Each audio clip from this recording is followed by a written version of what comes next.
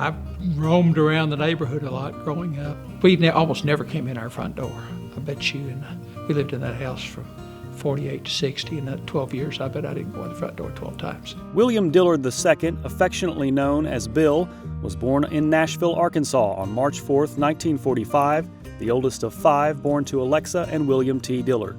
His dad had just opened his first store there in Nashville in 1938, earning about $250,000 the first year. After World War II, Dillard Sr. had his eyes on a bigger store and moved to Texarkana, where he opened a store in the fall of 1948 when Bill was 3. It's interesting, one of your questions about, when did I commit to Dillard's? And my brother said, well, a few months after you were born. Yeah, I worked there starting in about the 9th grade, which would have been summer of 58. I worked in the accounting office, didn't do anything. I just, reported and sat around. Bill was always with his dad in the stores when he was young. He also worked in the distribution center and stockroom during high school. He went off to study accounting at the Sam M. Walton College of Business at the University of Arkansas and earned his Bachelor of Science in Business Administration in 1966. The campus at Fayetteville was small most days. There were somewhere between 5,000 and 6,000 people at Fayetteville when I started. Arkansas was a good school. It's a lot better school today. 2 years later, he earned his MBA from Harvard University. Bill officially joined the ranks at Dillard's in 1967 as a member of the board of directors. He was a pioneer in turning the company toward technological advances being made at the time by computer giant IBM. In 1973, after becoming the executive vice president, Dillard introduced data processing and digital purchase orders. By the middle 80s, Dillard's had the 3rd biggest online network in the country. And because of that, because of our relation with IBM, we ended up being their launch account for their point of sale. From 1977 to 1998, Dillard served as the president and chief operating officer for the family business. He succeeded his father as chief executive officer in 1998 and was named chairman of the company in 2002. William told me when I got out of business school he was going to turn it over to me in 5 years. Basically never happened. Ellick and I've run the company since the early 80s.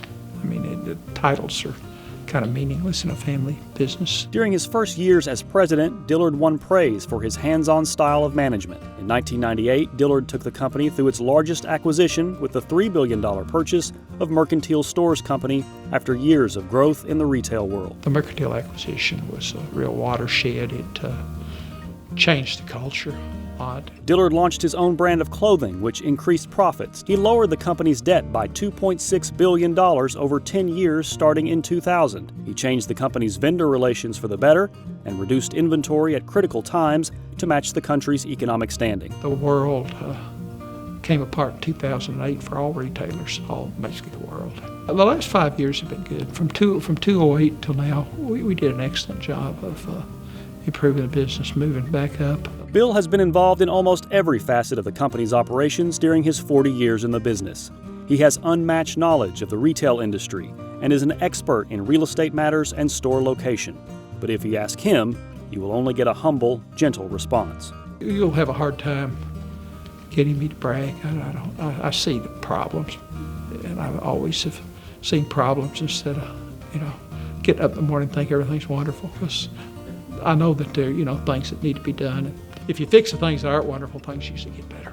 Bill joined the board of directors for Axiom in 1988 and Barnes & Noble in 1993, remaining on both boards today.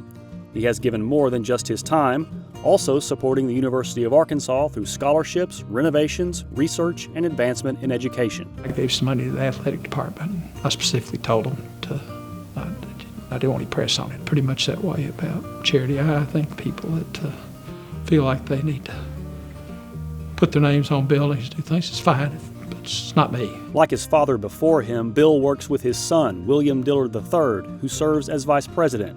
He says in some ways it's the same, but it's a lot different than when he grew up. We just all grew up, working at least 6 days a week.